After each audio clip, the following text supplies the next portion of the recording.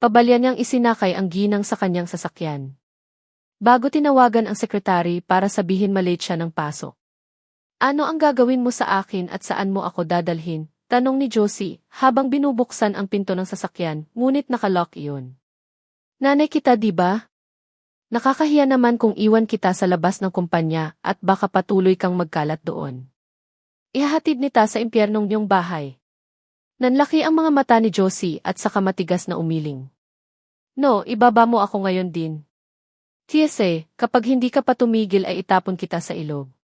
Panakot niya sa ginang, naisip niyang oras na rin upang harapin ang walang kwentang ama. Biglang napatuwid ng upo si Josie at natakot sa banta ng babae.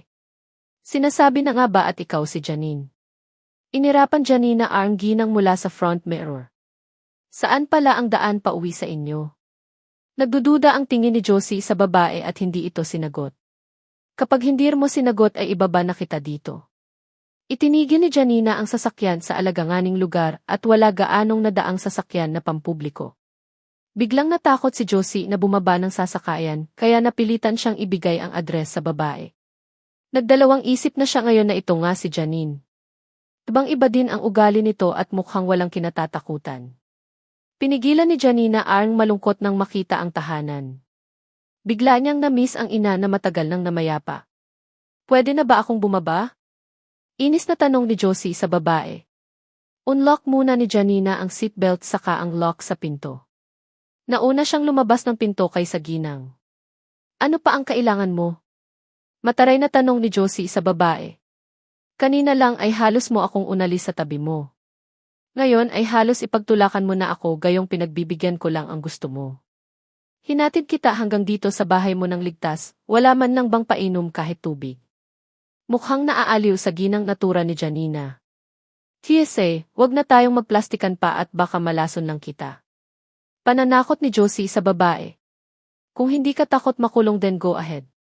Kapag namatay ako ay ikaw ang usang hanapin ng taong nagmarmahal sa akin dahil alaran na ikaw ang kasama ko ngayon. Nang aasar na anya sa ginang kidamyo, umalis ka na, pagkasabi niyon ay tumalikod siya.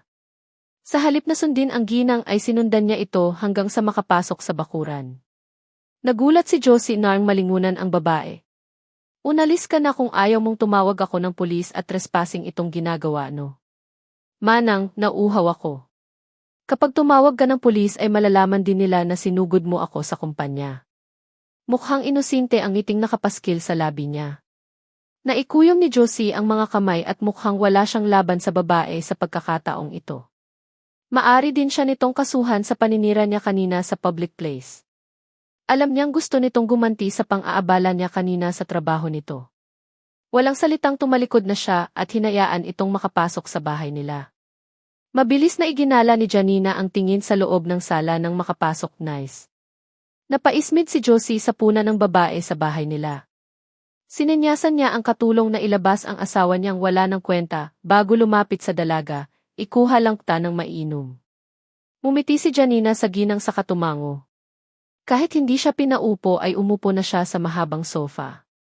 So, ito pala ang bahay ni Jonah. Mukhang walang buhay kaya naman pala isinisiksik ni Jonah ang sarili sa bahay nila Timothy. Malakas niyang turan na alam niyang maririnig hanggang kusina ang sinabi niya. Napahigpit ang hawak ni Josie sa basong hawak nang marinig ang nang-aasar na puna ng babae sa kanilang bahay. Hindi agad siya lumabas at sumilip lang sa pinto. Gusto niyang makita ang maging reaksyon ng babae kapag nakita ang asawa niyang na-stroke nakaraang linggo. Napatingin si Janina sa nag-isang silid na naroon sa first floor nang bumukas iyon. Nagulat siya nang makita ang ama na baka upo sa wheelchair at tulak iyon ng katulong. Napatiim bagang siya nang mapagmasdan ito ng malapitan. Wala na sa mukha ng ama ang pagiging arogante nito at halatang hindi naaalagaan ng mabuti. Ang silid na pinanggalingan nito ay para iyon sa katulong, alan niyang nakatingin sa kanya si Josie, kaya nanatiling blanko ang ekspresyon sa mukha niya. Napatitig si Armando sa babaeng nakaupo sa sala nila. Nakapagsalita pa naman siya pero madaling mapagod. Napasimangot si Josie nang walang makitang reaksyon sa mukha sa babae nang makita ang asawa niya. Tiningnan niya ang message ng anak at napangiti. Sinadya niyang tumagal upang hindi agad makaalis si Janina. Sinalubong ni Janina ang tingin ng ama. Gusto niyang makita kung makilala ba siya nito. Ngunit parang walang buhay na nakipagtitigan lang ito sa kanya. Iniwan pa ito ng katulong sa tabi niya. Uumalis ka na. Pabulong lamang iyon ngunit malinaw na naririnig ni Janina na sinabi ng ama. Mabilis pa itong pumikit at ayaw siyang tingnan. Ito na ang inumin Nodi. Nakangiting ipinatong ni Josie ang dalang maliit na tray sa center table. Manang, asawa mo ba iyong nakaupo sa wheelchair? Nainsulto na namnan si Josie sa tawag sa kanya ng babae. Para bang sobrang tanda na niya at amoy lupa kung tawagin ng ganoon. Mukhang sa sarili lang kayo maalaga ng iyong anak at ang asawa ninyo ay napapabayaan. Dugtong pa ni Janina at pumalatak. Tama na. Wala kang alam at hindi mo kami kilala para pagsalitaan ng ganyan. Galit na niyang angil sa dalaga. Sorry kung na-offend kayo pero toto zero ang mga sinabi ko. Look at your husband Narnan mukhang hindi ba papaliguan. Tinakpan pa ni Janina ang ilong at mukhang nandidiring lumayo sa wheelchair na kinaupuan ng ama. Narmula ang pisngi ni Josie dahil sa galit at pagkapahiya. Galit na tinawag niya ang katulong at pinabalik sa silid ang asawa. Tumayo na si Janina at hindi ginalaw ang basong mailamang juice. Manang, payo ko sa iyo ay iuwi mo na dito ang anak mo upang may makatulong ka sa pag-alaga sa asawa mo. Para na rin maiwas mo na rin siya sa stroke at baka matulad sa asawa mo. How dare you? Galit na duro ni Josie sa babae at gusto itong sabunutan, ngunit hindi man lang natakot ang babae at tinawanan pa siya. Aalis na ako, Manang. Nang aasar pa naan niya. Ngunit bago pa siya makarating ng pinto ay biglang bumukas iyon at iniluwan yon si Paul. Biglang kumabog ang dibdib niya nang makitang naibata itong kasama at kaidaran lang ni Marian. Ngumisi si Paul nang masalubong ang tingin ng dalaga. Ikaw pala, Paul. Napadalaw ka? Masayang bati ni Josie sa binata. Magandang umaga po, tita, gusto kasi ni Jana na dalawin ang lolo niya. Malumanay na bati ni Paul sa ginang. Mariing naglapat ang labi ni Janina nang marinig ang pangalan ng bata. May idea na agad siya na ito ang batang tinutukoy ni Paul. Hindi siya dapat magpadala sa bugso ng damdamin niya ngayon. Pilit siyang humiti kay Paul at tumabi upang makadaan ang mga ito. Nandito ka pala, dinalaw mo rin ba ang iyong ama? Bati ni Paul sa dalaga. Si Manang na lang ang tanungin mo kung bakit ako narito. Nakangiting tugon niya sa binata saka nagpatuloy na sa paglalakad. Napaisip pa si Paul kung sinong Manang ang tinutukoy ng dalaga. Nang tumikhim ang ina ni Jonah ay saka lang siya nahimasmasan at mabilis na kinurot ang bata sa braso upang gawin ang sinabi dito kanina. Mama! Naudlot ang pagbukas ni Janina sa pinto nang marunong ang tinig ng bata. Pero pinigilan niya ang sarili na lingunin ang bata. Mama, ayaw mo po ba sa akin? Hindi na niya napigilan ang sarili na lingunin ang bata nang umiyak na ito.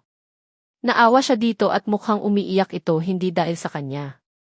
Naikuyom niya ang kamay na nakapamulsa habang hindi hinihiwalay ang tingin sa bata. Labag man sa kalooban ay kailangan niyang pairalin ang katigasan ng puso. Halos itulak ni Paul ang bata palapit kay Janina. Pasensya na nakita na niya kasi ang picture ng kanyang ina at karmukha mo kaya ganyan siya. Umiti siya sa binata at nilapitan ang bata saka hinaplos ang buhok nito. Kamuha ko ba talaga ang mommy mo? Magiliw niyang tanong sa bata habang hindi hinihiwalay ang tingin ay kay Paul. Napasititest na namin ang bata at anak nga siya ng anak ng asawa ko. Si Josie na ang nagpaliwanag sa babae. Pakiramdar ni Janina at bigla siyang nanghina. Hindi niya alam kung dapat ba siyang matuwa o matakot. Ang pangulila sa anak at galit kina Paul ay naipon muli sa dibdib niya. Hindi niya napigilan ang sarili na suntukin sa mukha si Paul. Sa halip na magalit dahil sa suntok ni Janina ay napangisi si Paul habang sinasalta ang pisngi kung saan tumama ang kamao ng dalaga. Hayop ka, ano ang ginagawa mo sa bata? Bulyaw ni Janina sa lalaki at kita niya ang pasa sa braso ng bata. Kung gusto mong hindi na siya masaktan pa at makuha sa akin ay sundin mo ang iutos ko sa iyo. Nakangisi pa ring ani Paul. Damn you, walang kasalanan ang batang iyan para gamitin laban sa akin. Naikuyom ni Janina ang mga kamay. Kahit hindi niya tunay na anak ang bata ay hindi niya maatim na panayaan ito sa mga kamay ni Paul. Kriminal ang utak ng lalaki at konsensya niya, kapag napahamak sa kamay nito ang batang ipinipilit na anak niya. Exactly, kaya hindi mo dapat ako kinakalaban upang walang inusinting bata ang nadadamay. Makahulugang tugon ni Paul sa dalaga. Hindi mo ako maluko gamit ang batang iyan pero asahan mong makukulong ka sa ginagawa mo sa bata. Panakot ni Janina sa binata, muling tumawa si Paul sa halip na matakot. Bago pa mangyari iyan ay siguradong malanig ng bangkay ang batang ito. Ayaw mo naman sigurong sumunod siya sa kanyang kuya, nanunubok at nang aasar na ani Paul. Mabilis na iniwas ni Janina ang tingin sa lalaki at tumingin sa bata. Tahimik itong lumuluha kata lalo siyang naaawa. Ibibigay ko siya sa iyo kapag nilayuan mo si Timothy at huwag nang magpakita sa anak nila. Pagbigay kondisyon ni Paul sa dalaga. Nang uuyam ang tinging ipinukol ni Janina sa lalaki at nanatiling matigas. Kailangan niyang mag-isip at hindi dapat mahulog sa patibong nila Paul. Bigyan kita ng oras na makapag-isip hanggang bukas. May munting gift nga pala ako sa iyo. Makahulugang tura ni Paul. Nangunot ang noo ni Janina, ilang sandali pa ay tumunog ang cellphone niya. Nang makitang si Danny ang caller ay mabilis niyang sinagot. Janina, may hindi magandang nangyari kay Marian at papunta na kami ngayon sa hospital. Karagal ang tinig ni Daddy mula sa kabilang linya. Pakiramdam ni Janina ay biglang nanlamig ang buo niyang katawan at nanigas na sa kinatatayuan. Bumuka ang bibig niya pero walang salitang lumabas sa kanyang lamunan. Janina, relax kung nasaan ka man ngayon at baka mapaano ka. Huwag kang mag-alala at hindi ko pababayaan si Marian. Napahikbi si Janina at hindi alam ang gagawin. Nang marinig kung saang hospital ang tungo ng mga ito ay nagmamadali niyang hinamig ang sarili. Napatingin siya kay Paul nang marinig ang tawa nito. Naikuyom niya ang mga kamay. Kapag may kinalaman ka sa nangyari sa anak ko ay babalikan kita, 10 ng iyong pamilya kasama ng kasabwat mo. Biglang nabura ang ngiti sa labi ni Paul at naapektuhan sa banta ng dalaga. Wala na ito sa harapan niya saka lang siya nakahuma. Sigurado siya na ito nga si Janine, ayaw man niyang aminin sa sarili ay kinabahan siya sa ibang ugali na ng dalaga. Hindi na ito tulad ng dati na iiwas, tatago at iyak lang. Ibinigay niya kay Josie ang bata at nagmamadali na ring umalis. Sa opisina, hindi mapakali si Timothy sa conference room. Nasa kalagitnaan na sila ng meeting nang tumawag si Tyrone. Sandaling pinatigil niya ang nagsasalita at sinagot ang tawag ng kaibigan. Pasensya na sa istorbo, itanong ko lang kung hindi mo ba pinapasok si Janina, tanong ni Tyrone dahil kailangan niya ngayon ang dalaga sa meeting nila. What do you mean? Wala riyan si Janina. Bahagyang tumaas ang timbre ng boses ni Timothy. That's why I called you at ikaw ang kasama niya kagabi. Aroganting tugon ni Tyrone sa kaibigan. Napabuga ng hangin sa bibig si Timothy saka pinutol na ang tawag sa kaibigan bago hinarap ang mga naroon. Cancel the meeting. Nagkatinginan ang lahat ng naroon at hindi na nagsalita pa. Mas natuwa pa nga ang mga ito at naputol ang meeting. It means ay ligtas sila sa galit ng sisi ngayong araw. Nagmamadaling naglakad si Timothy sa hallway habang dinasayal ang numero ni Janina. Mabilis niyan sinagot ang tawag kahit hindi nakikita kung sino ang caller at on ang loudspeaker dahil nagmamaneho siya ng mabilis. Kailangan niya rin mag-ingat at kailangan siya ng anak ngayon. Where are you? Tanong ni Timothy sa dalaga at kahit papaano ay nakahinga ng maluwag dahil sumagot ang dalaga sa tawag niya. Papunta ako ngayon sa hospital. Garalgal ang tinig na ani Janina at nakilala agad si Timothy na nasa kabilang linya. What? Are you hurt? Saang hospital at puntahan kita ngayon din? Sobrang nag-aalala na ani Timothy. Ibinigay ni Janina ang pangalan ng hospital sa binata. Alam niyang malapit sa kumpanya ng binata ang naturang hospital. Hindi na siya nagpaliwanag dito at nasa on-call si Danny. Napanura si Timothy nang biglang naputol ang tawag sa dalaga. Halos takbuhin niya ang daan patungo sa kinaparkingan ng kotse niya. Mabuti na lang at malapit lang ang hospital. Wala pang 20 minutes ay narating niya iyon. Hilam ng luha ang mga mata ni Janina habang papalapit sa kaibigang bakla. Tulad niya ay namumula din ang mga mata nito dahil sa pag-iyak. Danny, ano ang nangyari? Kumusta na ang anak ko? Niyakap ni Danny ang dalaga at pinigilan ang mapaiyak dahil kailangan na malakas ang isa sa kanila. Lumabas ang doktor kanina at pinaghahanda ng dugong isasalin kay Marian dahil may posibilidad na kailangan siyang salinan ng dugo. Nanghihinang napahawak si Janina sa braso ng kaibigan. Wala kahit isa sa kanila na blood type ng bata at mahirap hanapan ito ng kamatch. Noong magkasakit kasi ito noon ay sinabihan na sila ng doktor na huwag hayaang masugatan ang bata dahil rare ang blood type nito. Nagpahanap na ako sa lahat ng hospital at sa blood donors. Dugtong pa ni Danny. Papaano kung walang mahanap at kailangan siyang salinan? Lalo lang napaiyak si Janina at hindi kayang mawala sa kanya si Marian kahit hindi niya ito tunay na anak. Magdasal tayo na may mahanap at hindi na siya kailangang salinan ng dugo. Pagpalakas ni Danny sa loob ng dalaga. Ano ba ang nangyari? Bakit humantong dito ang anak ko? Naaawang hinawakan ni Danny sa braso ang dalaga at gumiwang ito sa pagkakatayo. Walang humpay din sa pagtulo ang mga luha nito. Sa tingin ko ay hindi aksidente ang nangyari. Nasa labas lang ang bata kasama ang yaya niya upang magbike, ngunit mairumaragas ang sasakyan ang bumangga sa kanila. Natutop ni Janina ang bibig at napahagulhol na ng iyak.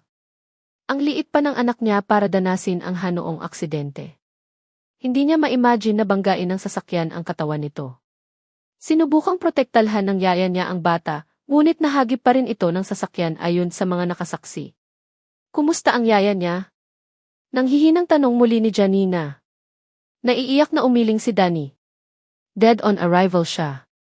Pakiramdam ni Janina ay parang naupos na kandila ang mga binti niya at nawala ng lakas. Nahirapan ang kaibigan niyang alalayan siya upang manatiling nakatayo dahil maging ito ay nanghihina. Mabuti na lang at may nagmagandang loob na saluhin ang katawan niya mula sa likuran. I'm here. Masuyong tura ni Timothy habang dahan-dahang itinatayo ang dalaga na kamuntik ng mapaapsero sa sahig kanina. Halos madurog ang puso niya nang makitan umiiyak ito at nanghihina. Napahagulhol na siya nang iyak nang makita si Timothy. Ang anak ko, hindi ko kayang mawala siya. Eve, she's strong at hindi kanya hayaang mag-isa, kaya huwag kang mag-isip ng ganyan. Pang-aalo niya sa dalaga habang hinahaplos ang buhok nito. Sobrang nag-aalala din siya kanina at ang akala ay napaano na ang dalaga. Pero nalungkot siya sa kaalamang ang ampon nitong bata ang nasa loob ng operating room. Napatingin siya sa lalaki, kahit hindi pa ito formal na nakilala ay nahulaan niyang ito ang kumukop kina Janina noon. Mabilis na bumitaw si Janina mula sa pagkayakap kay Timothy na ang bumukas ang pinto sa operating room at iniluwan yon ang isang nurse. Book 2, Channel 53 Blood Type. Sino po ang parents ng pasyente? Tanong agad ng nurse sa mga naroon. Ako ang ina ng bata. Kumusta na po ang anak ko? Tarantang tanong ni Janina sa huli. Narami po ang dugong nawala sa bata at still in critical condition. Kailangan din siyang salina ng dugo, ngayon din muling nanlambot ang mga paa ni Janina dahil sa narinig. May pinapipirmahan sa kanya ang nurse at wala sa sarili kinuha ang pen. Naging abala si Danny sa pagtawag sa mga kakilala at sa inutusang tao na maghanap ng donor sa dugo ni Marian. Ano po ang blood type ng bata? Tanong ni Timothy sa nurse at hindi na niya makausap ang dalawa dahil abala na sa pagtawag ng kung kanino para sa dugo. Ray negative po. Bahagyang nanlaki ang mga mata ni Timothy nang marinig ang sinabi ng nurse. I'm willing to donate. Sabay na napatigil sina Janina at Danny sa pakipag-usap sa katawagan nang marinig ang sinabi ni Timothy. Wala nang oras pa, kahit ano ang mangyari ay iligtas ninyo ang buhay ng anak ko. Matigas na utos ni Timothy sa nurse. This way, sir. Patakbo ng iginya ng nurse ang binata patungo sa isang silid kung saan test ang dugo nito bago kuhanan. Parang nabingi si Janina sa narinig. Hindi niya akalaing mag-match ang dugo ni Timothy sa anak niya. Parang may humaplos ba mainit na kamay pa sa puso niya at tinawag nitong anak si Marian. Masayang niyakap ni Danny ang dalaga at mailigtad na ang buhay ng bata. Sundan mo siya at ako na muna ang maiwan dito. Mabilis na pinunsa ni Janina ang luha sa mga mata at nanlabo na ang tingin niya dahil sa luha. Masayang humiti siya bago patakbong sinundan sina Timothy. Naabutan niya ito sa isang silid na pinaupo na sa wheelchair upang ma-relax bago dalhin sa loob ng operating room. Ngumiti si Timothy nang makita ang dalaga. Awang-awa siya rito at puro pag-aalala ang nadarama. Please, be okay. Stop crying na upang hindi na ako mag-worry. Masuyon niyang hinawakan ang palad ng dalaga. Naiiyak pa rin na tumango si Janina at hinalikan ang likod ng palad ng binata. Na-test na ito at malinis ang lahat at kondisyon din ang katawan nito. Thank you. Inilapit niya rin sa labi ang hawak na kamay ng dalaga at hinalikan iyon. Lahat ay gagawin ko para sa iyo at sa mga bata. Hindi na niya initindi ang matalingang ang sinagi ng binata. Siya ang nagtulak sa kinaupuan nitong wheelchair nito hanggang sa bukana ng operating room. Direct na kasi ang dugo mula dito sa anak niya. Nandito lang ako sa labas at hintayin ko kayong dalawa. Nakangiti tumango si Timothy. Tama na ang pag-alala at baka ikaw naman ang magkasakit. Hindi na naman niya napigilan ang pagtulo ng mga luha. Mabuti na lang at nakatalikod na ang binata at ipinasol na ng nurse sa loob. Nilapitan siya ng kaibigan at dito siya yumakap upang may pagkuhanan ng kaunting lakas. Parang may punyak na tumarak sa puso ni Timothy nang makita ang batang nakahiga sa isang hospital bed at walang malay. Duguan ito at tinatahi ng doktor ang sugat sa tagiliran nito. Nang makita niya ang larawan ng bata ng gabing iyon ay ina na ang sikdo ng dibdib, nakita ito ng personal at sa ganito pang niya. Iuro na siya. Tagpo ay relax na po kayo, sir. Sisimulan na po ang pagkuha ng dugo sa inyo. Utos ng nurse. Tumango si Timothy sa nurse habang hindi hinihiwalay ang tingin sa heart monitoring ng bata. Natatakot siya na baka bigla iyong tumigil sa pag-ingay. Wala siyang ibang nararamdaman ng mga oras na iyon, kundi awa sa bata at galit sa taong may gawa dito. Kung pwede lang na ipalit ang sarili sa sitwasyon ng bata ay gagawin niya. After this, kailangan na niyang tuldukan ang lahat at panagutin ang mga taong sangkot sa lahat ng ito. Napangiti si Timothy nang makita ang pagdaloy ng dugo mula sa kanya patungo sa maliit na plastic bag at mula doon naman ay ililipat sa bata. 2 bag din ang kinuha sa kanya pero hindi siya nakaramdam ng panghihina. Tinawag niya ang nurse at may inutos dito upang makasiguro siya. Sa labas ng operating room, hindi mapakali si Janina at nag-aalala sa anak at kay Timothy. May 1 oras na ang nakalipas ay hindi pa rin lumalabas kahit nurse. Maupo ka muna at baka ikaw naman ang mapaano. Pinilit na ni Danny ang dalaga na mapaupo. Nahuli na ba ang driver ng sasakyan na siyang bumangga sa anak ko? Hindi pa at mukhang planado ang lahat dahil walang plaka ang sasakyan at iniwan sa isang lugar na malayo sa kabahayan. Napabuntong hininga si Janina. Kapag nalaman kong may kinalaman sila sa lahat ng ito ay siguraduhin kong mabubulok na sila sa bilanguan. Nangangalit ang mga ngipin ni Janina dahil sa galit at ang tinutukoy ay sina Jonah at Paul. Maiba tayo, hindi mo ba napapansin na kamukha ni Marian si Timothy at match pa sila ng dugo? Tanong ni Danny. Nakagat ni Janina ang ibabang labi. Kamukha niya rin ang anak ni Timothy na si Trix. Nangunot ang noo ni Danny at nahulog sa malalim na pag-iisip. Hindi na muling nagtanong pa sa dalaga at ayaw niyang dagdagan ang mga iniisip nito ngayon. Pero ibaan kutob niya ngayon. Sa pagkakaalam niya ay hindi si Timothy ang boyfriend ni Jonah noon ayon na rin sa kwento ng kaibigan. Kailangan niyang makausap si Timothy kapag okay na ang lahat.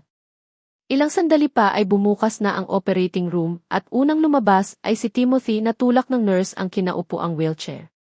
Naluluhang sinalubong ito ni Janina. Kumusta ang pakiramdam mo? Ang anak ko. Ano na ang kalagayan niya? Ma'am, okay na isero ang pasyente. At ang asawa niyo naman po ay kailangan lang ng kaunting pahinga at makakain ng masustansya upang bumalik agad ang lakas niya. Ang nurse na ang sumagot. Napaluha na naman si Janina dahil sa saya. Mabilis niyang sinapo sa magkabilang pisngi ang binata at dinampian ng magaang halik sa labi ito. Thank you. Nagulat si Timothy sa ginawa ng dalaga. Ilang sandali pa ay napangiti siya habang salat ang labi. Parang bigla siyang lumakas dahil sa halik nito. Thank you, I love you. Niyakap niya ng mahigpit ang binata at sobrang saya niya dahil okay na ang anak. Malambing na hinaplos niya ang buhok ng dalaga. Ilang sandali pa ay bumitaw na sa kanya ito dahil inilabas na rin ang bata na nakahiga sa digulong na higaan. Nagpatulak siya sa nurse at sumunod kung saang silid dadalhin ang bata. Awang-awa na pinagmasdan ni Janina ang anak na natutulog pa. May gasgas sa mukha ito at braso. Takoy siyang hawakan lahit mga daliri nito sa takot na masasaktan. Pakiramdam niya kasi ay nalamog ang buong katawan ng bata dahil sa pagkabangga. She's strong, huwag kang mag-alala at kumuha ako ng best doctor na gagamot sa kanya. Hinawakan ni Timothy ang palad ng dalaga. Mabilis na pinunasan ni Janina ang luha na namilisbis sa pisngi at hinarap ang binata. Kumuha siya ng saging at sinubuan ito. Ang kaibigan niya ay umalis kanina pa para ibili ng pagkain si Timothy. Babe, saan ka galing bago pa pumunta dito sa hospital? Sandaling natigilan si Janina at napaisip. Hindi na dapat sabihin sa binata ang mga nangyayari pero ayaw niyang magsinungaling dito. Kinuwento niya mula sa umpisa hanggang sa pagka-aksidente ni Marian. That bastard! Hindi ko mapapalampas itong ginawa nila sa iyo sa pagkakataong ito. Agad na kinuha ni Timothy ang cellphone at tinawagan si Tyrone. Nahanap mo na ba hindi na ituloy ni Tyrone ang sasabihin at nagsalita na si Timothy. Kailangan ko ang tulong Nodi. Hinayaan na niyang magsalita pa si Timothy. After nilang mag-usap ng kaibigan ay pinakancel na rin niya ang iba pa niyang meeting upang mapuntahan sa hospital ang dalawa. Tinawagan niya rin ang kilalang detective upang pabantayan ang bawat galaw nila Paul at Jonah. Bakit kailangan mo ring pabantayan si Trix at ilayo sa kanyang ina? May nangyayari bang hindi ko alam? Naalarma si Janina at nag-aalala para kay Trix.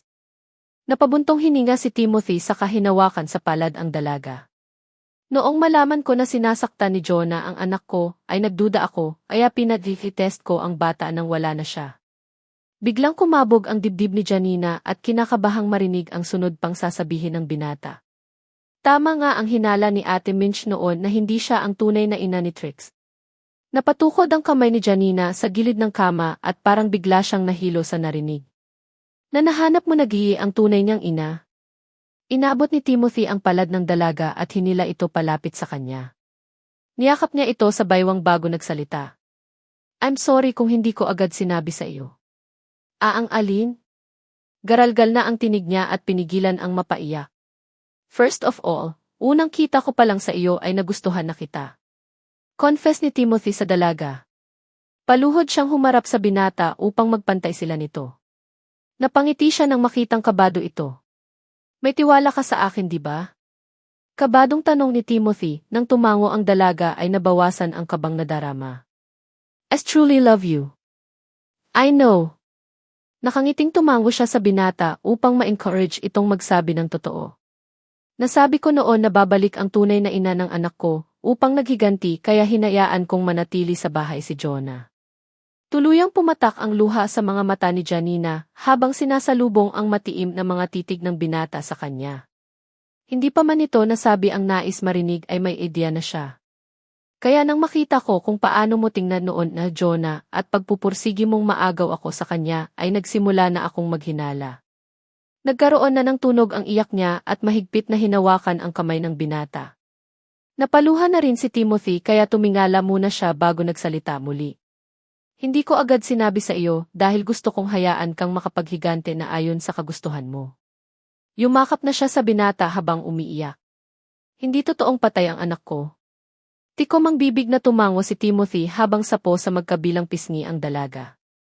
Nang makita kong nahihirapan ang kalooban dahil sa pagkaalala sa nawalang anak ay sasabihin ko na sana sa iyo ang katotohanan. Ngunit hindi na ituloy nang may matuklasan lang bago kaya tahimik akong nagpaimbestigang nuli. Oh Esray, God! Totoo ba ang lahat ng sinasabi mo? Ako ang tunay na ina ni Trix. Parang hindi pa rin siya makapaniwala sa narinig. Kung panaginip lang ang lahat ay naihiling niyang sana ay hindi na siya magising tiyes, nagmatch ang test ninyo, hinalikan niya sa noo ang dalaga nang bumuka lang ang bibig nito, ngunit walang salitang lumabas. Totoo bang kambal ang iniluwal ko noon? Nanginginig na ang ibabang labi ni Janina dahil panibagong kaba ang nadarama. Pwedeng saka ko nasagutin ang tungkol dyan. Ayaw kong mag-isip ka ng husto, just trust me, ok? Umiiyak na tumango siya sa binata at isinubsob ang mukha sa matigas nitong dibdib. Doon siya tahimik na lumuha dahil sa saya.